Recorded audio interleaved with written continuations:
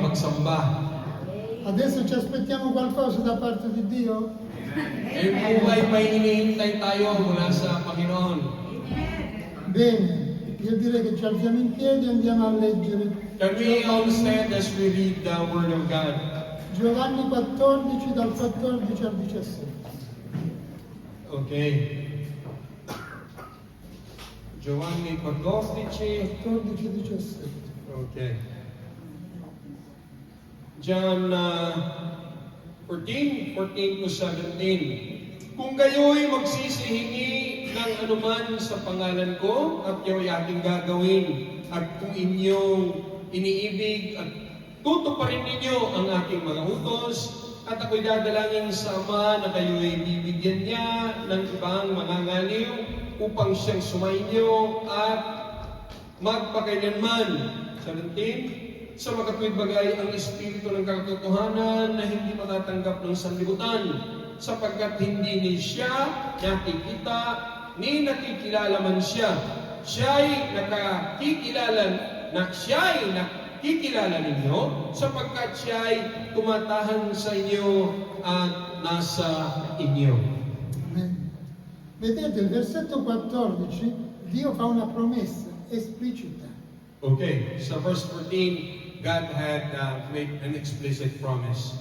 Qual è questa promessa? Ano ba yung pangako? Se chiedete qualcosa nel mio nome, io lo farò. Kung kayo'y magsingi ng anuman sa pangalan ko, ito'y aking gagawin. Nel regno di Dio, Sa kaharian ng Diyos, attraverso Cristo Gesù. ito po'y sa pamamagitan ni Jesus Christ. Vedete perché poi il versetto 21, guardate cosa dice il versetto 21. Okay, so verse 21, È molto importante, puoi leggerlo? ang mayroon ng aking mga utos at tinutupad ng mga iyon ay siyang umiibig sa akin. At ang umiibig sa akin ay ibigin ng aking Ama. At siya iibigin ko at ako'y magpapakahayag sa Kanya. Dice, chi ha i miei comandamenti, la mia parola, e la osserva, questo mi ama. Tu non puoi dire che ami Gesù, però non osservi la sua parola. Hindi mo pwedeng sabihin, mahal mo ang Diyos, pero hindi mo sinusunod yung Kanyang kautusan. E Gesù continua dicendo, e chi mi ama me, At sabi ni Jesus na sino nagmamahal sa akin, sarà amato dal Padre mio, ay mamahalin ng aking Ama, e io mi manifesterò a lui. at ako'y mananahan sa Kanya. Alla luce di questo, Sa kabuuan ng lahat ng ito, spesso noi non vediamo le promesse di Dio realizzate nella nostra vita. hindi natin nakikita ang katuparan ng mga pangako ng Diyos sa ating buhay. Perché? Bakit? Giacomo ci dà la risposta. James, aklat ni James, binigay yung kasagutan. Quando dice, voi chiedete male. At kayo mga nagsisingi, ay hindi kayo nakakatanggap. Quando noi chiediamo qualcosa a Dio, che non deve essere un capriccio, ok? Kapag humihingi tayo, hindi po lang dahil sa ating kagustuhan. Ma un bisogno legittimo. At ito po'y dahil sa ating mga personal na pangangailangan. Per l'avanzamento del regno, per il lavoro, per la famiglia, per la salute. Para sa kaunlad ng gawain ng Diyos, para sa ating kalusugan, para sa ating trabaho, even para sa ating mga finances. Dio ce l'ha dato. Ibibigay ng Diyos po ako ito. Quindi quando la parola, se chiedete qualcosa nel mio nome io la farò.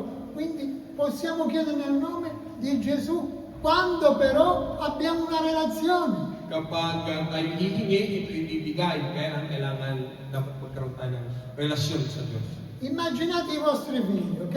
Kaya naalala niyo po yung inyong mga anak, Entrano in casa, non vi salutano, non vi guardano. papasok sa loob ng tahanan, hindi man lang magsasalutan, hindi man lang Però quando hanno bisogno vengono a chiedere. Tapos kung may kailangan, kusang lalapit. La prendereste bene voi questa? Tayo po ba ay magugustuhan po ba natin ang ganong pangyayari? Amen. A maggior ragione il Signore, no?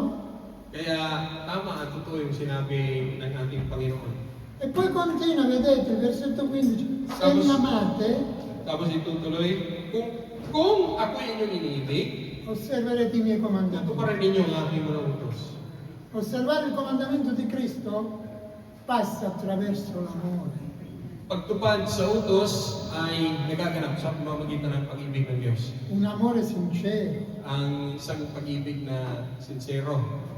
Il vero amore l'ha manifestato il Padre Ang totoong pag-ibig, pinahayag at pinakita ng Ama lì, a quella croce. sa pamamagitan ng krus. Giovanni 3,16, no? Ang sinabi ng John 3:16. Poiché Dio ha tanto dato il mondo, Ngayon na lamang ang pag-ibig ng Diyos sa sanlibutan at kanyang che binigay ha dato il ng suo anak unigenito figlio, affinché chi crede non perisca, upang ang sinumang tumanggap at sumampalataya hindi mapapahamak pagkus magkaroon ng buhay na walang hanggan. ma abbia la vita eterna. Il proposito del Padre Kasi ang pangako ng Ama è il proposito di Cristo, at ang pangako ng anak na si Kristo, perché loro due sono uno, no? dahil Gesù dice sila io e po il Padre dalawa siamo magkaisa, uno.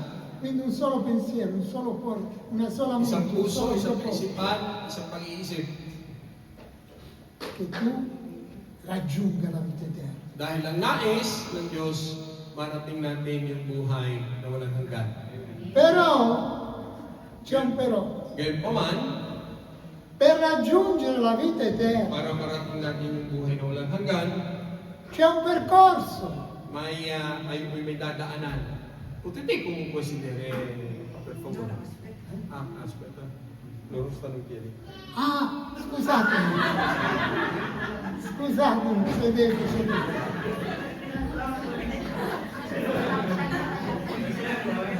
Ero convinto che dovevate giudicare voi. Scusate. Quindi Dio dice una cosa, affinché voi arriverete fino alla fine. Kasi kailangan natin lahat makarating sa dulo. Io pregherò il Padre mio At ipapanalangin ko kayo sa Ama affinché Egli vi mandi un consolatore na ipapadala sa inyo ang taga-aliw che rimanga con voi per sempre. na manatili sa inyo habang panahon. La promessa di Dio alla Chiesa è che il consolatore rimanga con te per sempre. Dahil ang pangako ng Diyos na ang Holy Spirit manatili sa atin habang panahon. E poi spiega chi è questo consolatore. At pinaliwanag, sino ba itong sinasabing aaliw? Dice lo spirito della verità. Ito po yung Espiritu ng katotohanan. Quindi lo Spirito Santo non è solo lo Spirito Santo, è anche lo Spirito della verità. Ang Espiritu Santo, hindi lang po siya bastang Holy Spirit, kundi Espiritu din po siya ng katotohanan. Che il mondo non può ricevere, Na hindi tinatanggap ng mundo perché non lo vede e sa non lo lubukan. conosce. Dahil hindi nakikita at hindi nakikilala. Un uomo, il mondo, chi non ha Cristo, chi non ha afferrato e confessato il sacrificio di Cristo non può avere lo Spirito. Dahil ang mundo o maging isang tao na hindi nakikilala si Yesu Cristo, hindi magkakaroon ng benepisyo mga ito. E poi dice, però voi lo conoscete. Pero ang sabi, pero kayo kilala niyo siya. Tutti coloro che hanno accettato Cristo Lahat tayo na tumanggap kay Jesus, devono conoscere lo Spirito di Dio. dapat makilala natin ang Banal sa Espiritu. Perché dice, è con voi, Dahil ang sabi, sapagkat è in voi. sapagkat tumatahan siya sa inyo at siya ay nasa sa inyo. C'è una grande differenza essere con Lui e in Lui. Malaki ho ang kaibahan ng sinasabing nasa inyo at kasama ninyo. La Chiesa Ang simbahan sa panahon può ito camminare con lo Spirito ed essere nello Spirito. pwede hong lumakad ayon sa Espiritu at kasama ang Espiritu. Ma non può essere nello Spirito Pero hindi ho pwede na manahan ng Espiritu se prima non è con lo Spirito. dahil kung hindi muna kasama ang Espiritu. Sembra un gioco di parole, ma non voglio confondere. Para hong play of words, pero huwag po kayong malito. È una forma sequenziale. Dahil sequential form po yan siya. Con lo Spirito nello Spirito. with the Spirit and in the Spirit. Qual è questa differenza? Ano po ba yung pagkakaiba niyan? Per capire questa differenza dobbiamo andare in Ezechiele capitolo 40. At para natin maintindihan, tayo po dinala po sa aklat ni Ezekiel Capitolo 47, leggiamo dall'1 al 7. 47, 1 al 6. 1:7. At ibinabalik niya ako sa pinto ng bahay at narito ang tubig. Kapitulo 47. Il versetto 1. 1, Pino? Sì. Okay. At ibinalik niya ako sa pinto ng bahay at narito ang tubig ay lumalabas sa ilalim ng pasukan ng bahay sa dakong silangan sapagkat ng harapan ng bahay ay ang dakong silangan. Ang tubig ay umagos sa ilalim mula sa dakong kanan ng bahay sa timugan ng dambana. Verse 2. Nang pagkagayo inalbas niya ako sa daan, ang pintuang daan, hilagaan at pinatnubayan niya ako sa palibot ng daan sa labas, sa lalong labas ng pintuang daan, sa daang pintuan, daan na nakaharap sa dakong silangan, at narito, dito'y lumalabas ang tubig sa dakong kanan. Nang ang lalaki ay lumabas sa dakong silangan, na may pising panukat sa kanyang kamay, siya sumukat ng 1,000 siko, at pinaraan niya ako sa tubig na hanggang bukong-bukong. Muling sumukat siya ng 1,000 at pinaraan niya ako sa tubig, ang tubig na hanggang tuhod. Muli siyang sumukat ng 1,000 at pinaraan niya ako sa tubig na hanggang balakang. Pagkatapos ay sumukat siya ng 1,000, isang ilog na hindi ko mararaanan sapagkat ang tubig ay sumasampa. Tubig upang langyan, ilog na hindi mararaanan. Verse 6, at sinabi niya sa akin, anak ng tao, nakikita mo ba ito? Nang magkagayoy, dinala niya ako at pinabalik niya ako sa pampang ng ilog. Verse 7, nang ako nga'y makabalik, narito sa pampang ng ilog ay may totoong maraming puno ng kahoy sa naglalakihang dako. Amen. È importante questo, Mahalaga po ito perché qui c'è tutta la formula come camminare nello Spirito. dahil nandito po yung formula kung paano tayo lumakad kasama si Kristo. Dal versetto all'1 al 3, From verse 1 hanggang 3, Ezechiele ebbe una visione dahil si Ezekiel nakakita ng isang vision. di quello che è il fiume di Dio nel millennio. At nakita niya yung ilog ng Diyos sa millennium. Quindi vide questo fiume At nakita niya itong ilog na ito, e il Signore gli ha detto che doveva attraversarlo quel fiume. at sabi ng Diyos, kailangan mong tawirin. Quindi 1000 cubiti è una misura ebraica, 1000 cubiti, l'acqua arrivava alle caviglie. Okay? Dahil yung sinabing 1,000 cubits hanggang ng bubong, hanggang sako.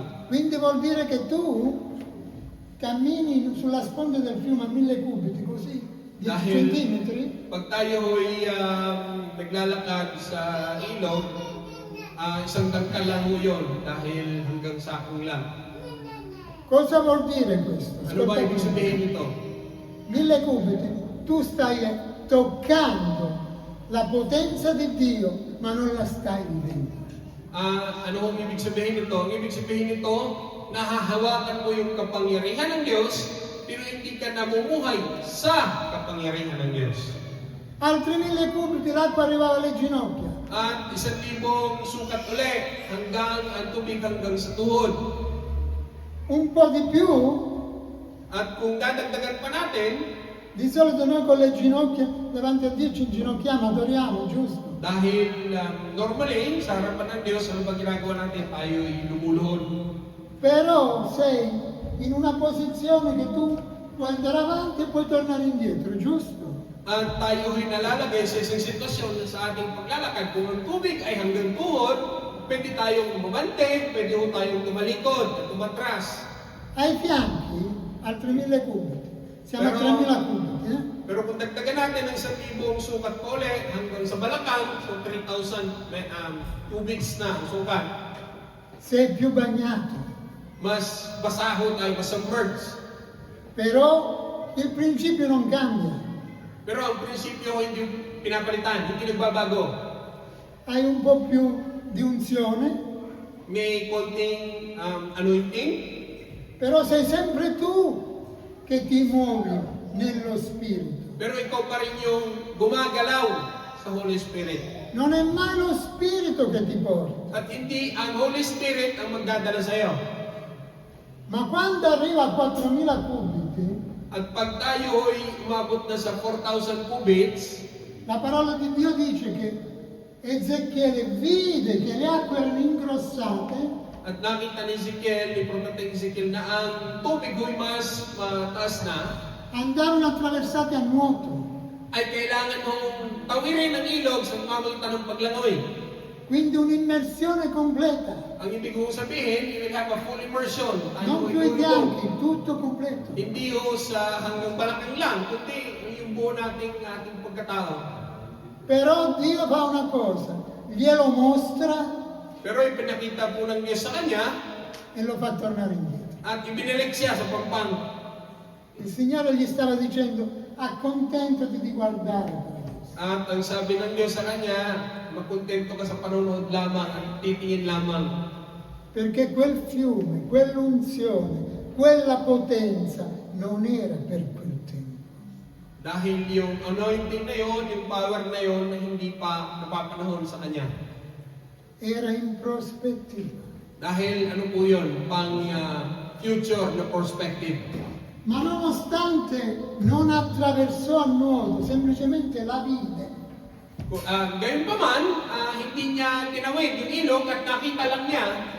Mentre tornava indietro, At nung siya pabalik sulle sponde del fiume, sa pampang ng ilog, vide alberi di frutto. nakita niya ang daming punong kahoy, na puno ng bunga.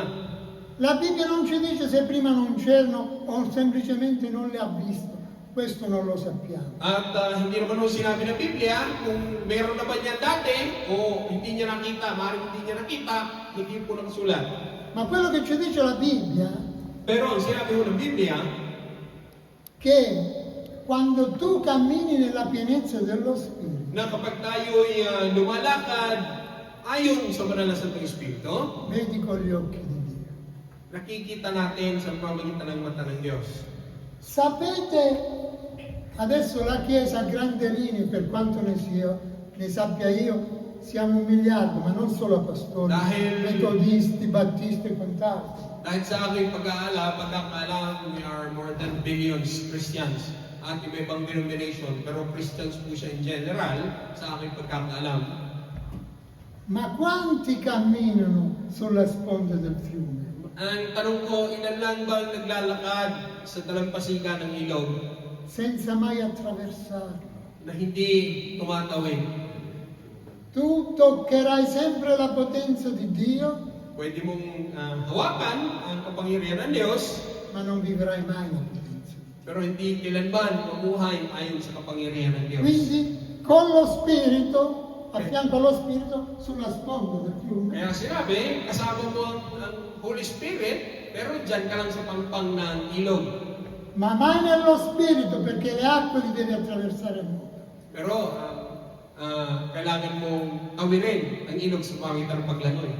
Perché se Ezechiele ha dovuto tornare indietro allora, Dahil kung nakita natin na si Ezekiel ay ibinalik sa pampang, perché non era il tempo della grazia. dahil hindi pa po panahon ng grace.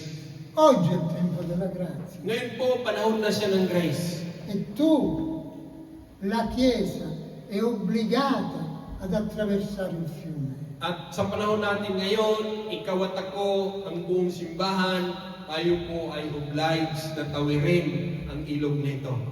Attraversare il fiume Yung pagtawid sa ilog, non è attraversare una sponda dall'altra, no? hindi po yung pagtawid mula sa kabilang pampang, papunta lang sa kabilang pampang. È un percorso Ito po ay isang train che la Chiesa è obbligata a fare. na ang simbahan na tayo ay obliged na gawin at sundin. Vi ricordate? Andiamo a vedere, andiamo in Giosuè capitolo 3. Sa aklat ni Joshua, chapter 3, Sì. Vi ricordate quando dovevano attraversare il fiume? Quando, tanda po natin nung sila tatawid sa Ilog Jordan, quando Gesù disse ai sacerdoti, prendete l'arca e passate il fiume. ang sabi, at inutusan ng mga saserdote na magdala ng kaban ng tipan, at yung sasabihin pagka kayo dumating sa tabi ng Ilog Jordan, tumigil kayo sa Jordan. Versetto 8. Sì, versetto 8. Sì. E poi quando erano nel fiume gli disse fermatevi in mezzo al fiume con l'arca. At nung sila po'y nasa gitna na ng Ilog Jordan, sabi, kayo huminto. E quando si fermarono cosa successe? At nung sila'y huminto, ano nangyari? Che le acque si aprirono. At yung tubig po ay Due pareti d'acqua. tumigil at nagbukas. Magkaroon po ng dalawang walls ng both ends ng tubig. Non è una favola per fare addormentare i bambini. Hindi po yun fairy tale para ikwento sa mga bata. Parola di Dio rivelata. Ito po ay ang revealed na salita ng Diyos. E tutto il popolo passò all'asciutto dall'altra sponda. At lahat po ang buong bayan ng Israel ay tumawid at naglakad sa lupang tuyo. Oltre 1 milione di persone non passi in 5-10 minuti. At sa dami po ng tao, hindi naman po pwedeng tumawid ng 5 to 10 minutes lang. Ci vogliono ore. Ilang oras po ang kailangan para makatawid lahat sa dami nila. Quelle acque erano ferme. At kung mapapansin natin, yung tubig talagang tumigil sa pag-agos. E tutto il popolo passò. At lahat po ng mga tao nakatawid sa ilog.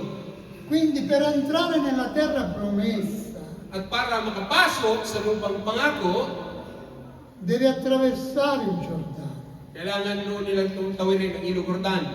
Non devi camminare sulla sponda del Giordano. Hindi po pwedeng maglakad lang sa dalampasigan ng Ilog Jordan. Perché se cammini sulla sponda del Giordano At kung maglalakad lamang sa dalampasigan ng Ilog Jordan, morirai su quella sponda, mamamatay po doon sa pampang na yun. ma senza mai arrivare nella terra At promessa. hindi kailanman makarating sa lupang ipinangako ng Diyos. È un principio divino Ito po ay isang divine principle ng Diyos che la Chiesa na tayo bilang simbahan, deve attraversare il Giordano. kailangan nating tawirin ang Ilog Jordan. Anche perché la parola Giordano dall'ebraico At sa Hebrew word, ang word na Jordan River, vuol dire discendere, ibig sabihin bababa diminuire, o pakunti. separarti. Oh. Il Giordano è quella parte che separa il mondo dalla terra promessa. Ito po yung ilog Jordan na nagre-represent sa atin na ihiwalay tayo sa makamundo, sa karnal at sa what is spiritual. E il Signore At ang Diyos, oggi sa panahong ito, sta chiamando la Chiesa, tinatawag o nananawagan sa buong simbahan le vecchie e le nuove generazioni, ang luma at ang bagong henerasyon di attraversare il Giordano na kailangan nating tawirin ang ilog Jordan per entrare nella terra promessa. para tayo makapasok sa lupang pangako ng Diyos. E attraversando il Giordano, At sa pamamagitan ng pagtawid sa ilog Jordan, tu fai una cosa importante, vivi nella pienezza dello Spirito. ikaw at ako, isang bagay ang pwede natin gawin, mamuhay tayo sa kabuuan ng kapangyarihan ng Diyos. La Chiesa ha bisogno di camminare nella pienezza dello Spirito, Dahil tayo, bilang simbahan, kailangan nating lumakad sa perché se kabuuan non ng viviamo kapangyarihan nella ng Diyos. pienezza saremo sempre persone ordinarie. Dahil kung hindi tayo mamuhay ayon sa kapunuan ng banal na Santong Espiritu ng kapangyarihan ng Diyos, tayo mga ordinaryong men and women lamang. Quindi vivi più carne che spirito, ok? At minsan namumuhay more on the flesh rather than on the spirit. E quando tu vivi più carne che spirito, At kapag namumuhay sa laman kaysa sa Espiritu, il diavolo ti ingannerà sempre. demonyo ay laging ali-aligid at tayo dadayain. Ti fa credere sempre quello che lui vuole farti credere. At minsan paniniwalaan natin yung mga pangako niya, sinasabi niya. Quando la parola di Dio dice Subalit ang salita ng Diyos, ang sabi, che la Chiesa deve camminare nella pienezza. na tayo bilang simbahan ay maglalakad ayon sa kabuuan ng kapangyarihan in the fullness of the Spirit of God. Seduta la Chiesa nei luoghi celesti, Ang simbahan ay nakaupo sa celestial places in heaven. non è un optional, Hindi po optional yan. è un principio divino. Ito po ay isang divine principle of God. Capite perché oggi nel popolo di Dio At naintindihan po ba natin na ngayon, sa panahon ngayon, tayo bilang mga anak ng Diyos, non succedono miracoli, non li stiamo vedendo. hindi na natin madalas nakikita ang mga himala. E se ne vediamo, At kung meron man tayo nakikita, ne vediamo pochi. nakikita natin na pakunti ng pakunti. Comparati And compared alla Chiesa primitiva, sa first churches, sa mga unang simbahan, noi siamo in debito con la Chiesa primitiva. tayo po ay nagkaroon ng napakalaking utang na loob sa first churches. E Dio sta chiamando le nuove generazioni e le vecchie generazioni At ngayon po ay ulit-ulit tinatawagan ng Diyos yung old and new generation a camminare con lo Spirito e nello Spirito. na tayo lumakad lahat na kasama ang Holy Spirit, walking in the Spirit and with the Spirit. E io oggi voglio fare un esempio, entrare in quella che è la visione di Dio per la Chiesa. At nais ko pong dalhin sa inyo yung para makapasok tayo sa vision na nais ng Diyos para sa atin bilang simbahan ng Diyos. E vi prego di guardare attentamente. At nais ko pong observe this closely.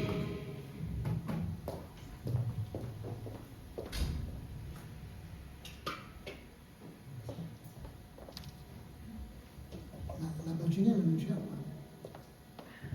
Nella bacinella. Sì, sì. Sì, a metà, a metà. Di qua. Un attimo, Capite? Il Signore sta chiamando la Chiesa. Noi vogliamo il risveglio, vogliamo vedere i miracoli, però non ci vogliamo consacrare tutto al Signore. Nais po natin ng himala, nais natin ng revival, pero ayaw natin i-consecrate ang ating mga sarili sa harapan ng Diyos. Perché la pienezza dello Spirito passa attraverso la consacrazione. Dahil ang fullness of the Holy Spirit ay sa pamamagitan lamang ng pagkoconsecrate o pag-aalay ng ating mga sarili. La parola di Dio dice che la grazia è per tutti, ed è gratis, no? Dahil ang grace, ang sabi ng salita ng Diyos, ang grace po ng Lord ay para sa ating lahat. Ma l'unzione no, l'unzione la devi pagare. Pero ang anointing ay kailangan natin pagbayaran. Ma Dio non ti chiede soldi, non ti chiede pecunia, Hindi po hinihingi ng Lord pera. Hindi po yun ang kapalit o bayan. ti chiede consacrazione. Kailangan po yung pag-aalay ng sarili. Consacrazione.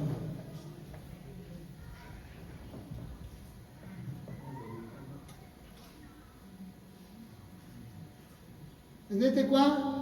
1000 cubiti, ok? Nakita niyo? Questo è il cristiano, questo è il bicchiere è il Yung, cristiano. yung baso, nagre-represent ng Christian. Yung tubig is 1,000 cubits. Yung unang sukat. E qui c'è un po' di unzione, giusto? At nakita niyo, may konting anointing. konting- Però il bicchiere va dove vuole. Pero ang baso, gagalaw siya kung saan niya gusto. Un po' di più, le ginocchia. At dagdagan natin hanggang tuhod. Il bicchiere va ancora dove vuole lui. Pero ang baso, gumagalaw pa rin kung saan niya gusto. Ang baso. C'è un po' più di unzione, ma il bicchiere va dove vuole lui. Merong anointing, pero ang baso, pupunta siya kung saan niya Un gusto. po' di più, Dagdagan natin. Un po' di più, però il bicchiere va dove vuole. Pero ang baso, ganun pa rin. Perché cosa disse Ezechiele? Che le acque sono ingrossate e va attraversata a nuoto. Capito? Dahil ang sabi ni Ezekiel, ang tubig ko yung tumataas ng tumataas at L'immersione. kailangan Cosa succede adesso? Perché questo è il fiume di Dio. Kasi yung bowl po nagre-represent na Questo è il ilog. Giordano, questo è Ilog il ng fiume. Diyos. Guardate il Jordan bicchiere River. immerso completamente nel At, fiume. at yung baso, yung Christian, fully immersed sa tubig. Non è più il bicchiere che va dove vuole, il bicchiere è nel fiume adesso. Dahil ang baso, nasa loob na ng ilog. Hindi na po ang baso ang gumagalaw, kundi yung kabuuan na ng Il fiume di Dio che ti porta dove vuole. dahil ang ilog po ng Diyos ang magdadala ng agos sa ating mga buhay.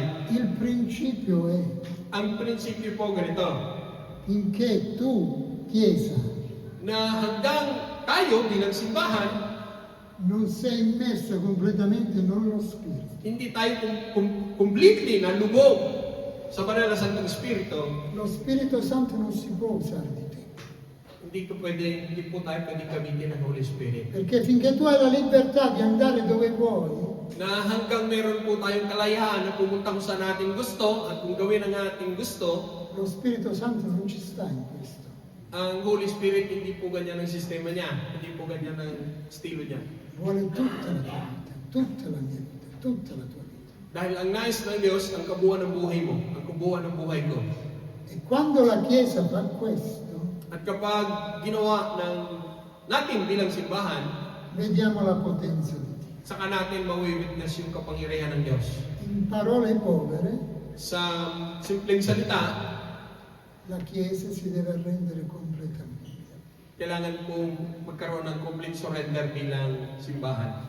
Ditemi quel che volete, Pwede niyo sabihin kung anong gusto niyo, ma non solo in questa Chiesa, io parlo della Chiesa in generale, hindi ok? lang po dito sa atin, but I'm talking about in general sa kabuuan ng mga churches. Oggi Ngayon, sa panahon natin, la Chiesa non è consacrata. ang karamihan po ng churches is hindi fully surrendered sa Lord. E annaspiamo, sapete cos'è la parola annaspare? Anaspare, vuol dire che Quando cammina al buio non sa dove vai, no? parang naliligaw, walang tamang direksyon, na katulad ng naglalakad sa dilim, hindi alam kung saan ang tamang punta direksyon. Dio non vuole una Chiesa che annaspa. Ayaw po ng Diyos ng ganitong klaseng church. Dio vuole una Chiesa che ha gli occhi aperti nello Spirito. Nais po ng Diyos na tayo bilang simbahan, buksan yung ating mga mata espiritual Si arrende allo Spirito at isuko ang ating kabuuan sa Holy Spirit e si faccia guidare dallo Spirito.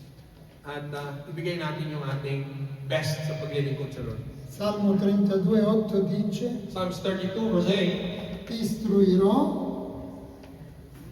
I will teach my ways, ti ammaestrerò I will guide you, e avrò gli occhi su di te. and I will have my eyes upon you. Sta parlando di guida. Ang ibig sabihin po nito ay bilang guide. Ed è Lui che deve guidare, non noi. Siya po ang mag-guide sa atin, hindi tayo. Capite? Dio vuole che noi entriamo in questa visione, capire esattamente cosa vuol dire camminare con lo Spirito e nello Spirito. Dahil ang nais po ng Diyos, makita natin itong katotohanan na ito na walking with the Spirit and walking in the Spirit. Camminare con lo Spirito e a fianco dello Spirito. Dahil walking with the Spirit is walking side by side, katabi, katuwang.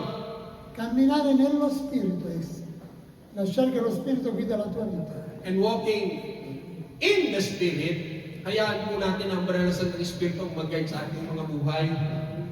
Quante coppie cristiane ci sono Ilan po ang mga kopya ng mga Christians che camminano insieme na sabay hong naglalakad, ma poi non hanno comunione? pero walang intimate communion. E quante coppie anche nella Chiesa di Dio, ahimè, dispiace dirlo, ma quanti divorzi ci sono anche in questo? And I'm sorry to tell this truth, may dispatch kong sabihin ng katotohanan ito na even sa loob ng church, both Christians, pero napakaraming divorce na nangyayari at nagaganap. Yung Perché mapait na katotohanan. camminano, ma non vivono la vita insieme. They walk Intimità. together, but they don't live life together. Non condividono, Hindi po nag-give and take. non prendono le decisioni insieme come famiglia. Hindi po nagkakaroon ng isang unified decision making bilang isang pamilya, buong pamilya. Il principio è lo stesso. Ang prinsipyo po pareho. Il principio è lo stesso. Parehong prinsipyo ginagamit. I principi che sono nel regno di Dio, Dio l'ha portati sulla terra attraverso la parola. Dahil ang prinsipyo nasa kaharian ng Diyos, dinala lang sa atin sa lupa sa pamamagitan ng salita ng Diyos. Ogni versetto è dottrinale, Every verses is a doctrinal, has a doctrinal base. ha un principio spirituale. At may spiritual principle po behind it. E la Chiesa non li applica. Pero ang problema, problema, hindi ko natin ina-apply bilang church. E poi chiediamo perché Dio non mi ascolta. Non è Dio che non ti ascolta, sei tu che non ascolti quello che Lui dice. Tapos tayo, tinatanong natin ang ating mga sarili, bakit hindi ako pinapakinggan ng Diyos? Hindi ang Diyos ang hindi nakikinig. Ikaw, tayo ang hindi nakikinig sa audio ng Diyos. Signore, perché questo? At nagtatanong tayo, Lord, bakit ganito? E il Signore ti dice, perché non hai ascoltato? At bakit hindi mo pinakinggan at sinunod? Noi pensiamo che Dio, quando pecchiamo, ci punisce. At pakiramdam natin, kapag tayo nagkakasala, pinapanis tayo ng Lord. Ti stai autopunendo. Ang tawag po doon is automatic self-punishment ang ginagawa. Perché tutte le volte che tu non ubbidisci a Dio, And every time na hindi tayo sumusunod sa Diyos, tra te e Dio scende una barriera di separazione. nagkakaroon po between us and God, nagkakaroon ng division. E in quel momento sai cosa succede? And in that moment, ano pong nangyayari? Alam niyo kung ano nangyayari sa pagkakataong yan? Che tu sei fuori dalla copertura spirituale di Dio. Na ikaw po'y, tayo po'y labas sa covering ng Lord. E questo vuol dire essere merce del diavolo. At ang ibig pong sabihin nito, we are prone to demonic attack sa ating mga buhay. Ma un uomo, una donna di Dio che vive consacrata e ubbidisce alla parola di Dio, Pero ang isang babae o isang lalaki na completely, fully surrendered sa Diyos at sumusunod sa salita ng Diyos, è sotto il favore di Dio. under sa favor ng Lord. Il Salmo 5,12 dice, poiché tu proteggerai il giusto, l'avvolgerai col tuo favore come uno scudo. Psalms 5:12, ang sabi, for I shall protect the righteous and cover them with my shield. Lo scudo di Dio è sempre intorno a te. Dahil ang pananggalan po ng Diyos ay laging nakapalibot sa atin. Solo che quando tu pecchi, quando tu ti ribelli, quando tu sei orgoglioso, esci tu fuori, non è Lui che ti caccia fuori, esci tu fuori. At every time na tayo nagkakasala, every time tayo nagiging prideful, every time na tayo lumalabag sa nais ng Diyos, tayo ang lumalabas sa covering ng Lord. Hindi siya ang nag-aalis. Hindi tayo ang lumalabas sa shielding and covering ng Lord. Amen. Amen? Sapete una cosa, e chiudo con questo. At dito po ako magsasara, isang mahalagang bagay. Se voi mi chiedete a me, At kung tatanungin po ninyo ako, da una scala da 1 a 10, 1 to 10, quanto sono vicino a Dio? gano'n po ba ako kalapit sa Diyos from 1 to 10? Io lo so, potrei dirvelo. Ako, alam ko, pwede ko sabihin sa inyo. Non sono perfetto, Hindi ako perfect, ma so quanto sono vicino a Dio. pero alam ko kung gaano ako kalapit sa Diyos. Però non so quanto voi lo siete. Pero kayo, Ma ognuno di voi lo sa. ang bawat isa sa atin, alam natin kung gaano tayo kalapit sa Diyos. E ognuno di noi sa che c'è margine di miglioramento per avvicinarsi a Dio. At ang bawat isa sa atin, alam natin na meron pang space for improving na para tayo'y mas lalong makalapit sa Panginoong Diyos. Il Signore questa sera ti chiama At ngayong gabi, ngayong hapon, tinatawag tayong lahat ng Panginoon ad accorciarlo quel margine. at para ho paiksiin yung distance natin mula sa Diyos. Sei disposto? Siamo disposti. Payag ka ba? Nais mo ba? Amen. Amen! Alziamoci in piedi adesso, adoriamo il Signore e ognuno di noi si consacri davanti a Dio. Pwede po bang tayong lahat ay tumayo, tayo po ay magpuri at ang bawat isa sa atin, let us completely surrender ourselves towards God. Il gruppo lode avanti, per favore. And I'd like to ask the music team to come here. Amen.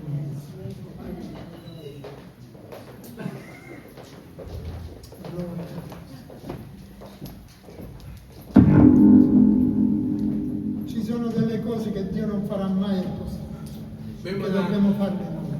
may mga bagay po na hindi ang Diyos ang gagawa, kundi tayo.